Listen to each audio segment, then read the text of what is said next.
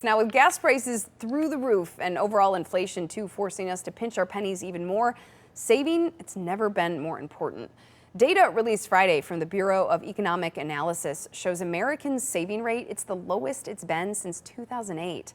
Here now with some practical tips for everyone, no matter where you are financially, is Chris Alberta. He's the CEO of Principium Tactical Wealth Management in Brighton. Thanks for joining us, Chris. Good morning, Jen. Thanks for having me. So, Chris, first off, what would you say to people who say it's impossible to think about saving right now, given how tight so many budgets are? Well, as a father of five, I'm with them. It's very, very difficult every time you go through the cash register at the store for groceries. It's like impending doom. So I get it, but that doesn't mean we shirk our responsibility to be modest enough and save when we can. 5 kids. I'm sure you are feeling the realities of that when you go to the grocery store for sure. So you suggest automating your savings. What do you mean by that, and why is that so important?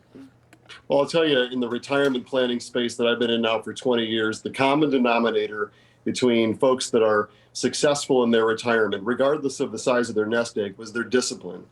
So whether it's $10 a month or $1,000 a month, in today's environment, we can technologically automate what we're doing and say, every time I get paid, I'm going to, bill pay myself to the savings account a couple $100 or whatever it is. Because if we don't have it and we're used to setting it aside, it's much, much easier to treat it like a bill for a rainy day and not spend it. Yeah, sort of out of sight, out of mind. You don't really think about it. Indeed.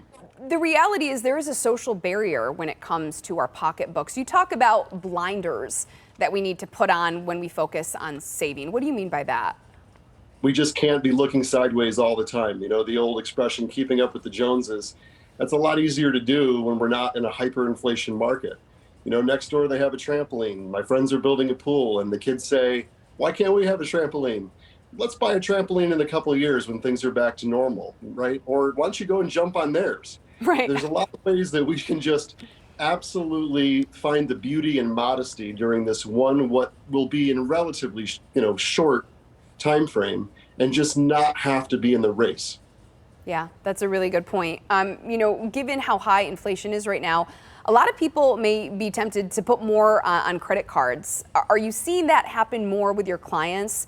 And when that happens, what should we be keeping in mind when it comes to credit lines right now? Well, certainly not to open new ones. It's a little bit daunting when naturally, as we talked about earlier, gas is just climbing and climbing and climbing. There's just less money in the tank for anything extra. But it's an awfully dangerous thing to give into temptation, open a new card, even if it's interest-free for the first X amount of months.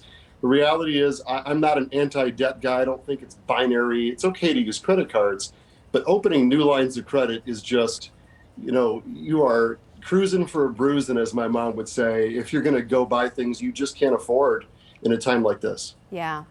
And Chris, really quick before we let you go, there's a tough reality a lot of families are facing right now, and that's welcoming adult children back home and sometimes even back into the family budget. What is your advice for families who are in that situation right now?